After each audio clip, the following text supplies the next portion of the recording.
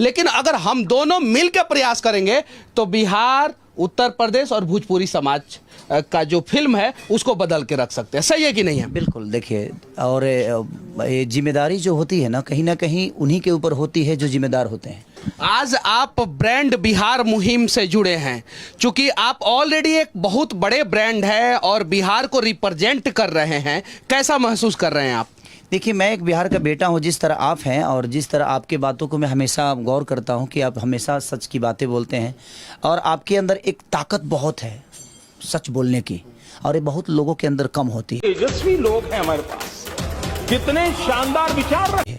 आज जो सच बोलता है वो हमेशा विवाद में रहता है, और मुझे लगता है कि हर एक हफ्ते पे विवाद में रहते हैं। आप भी।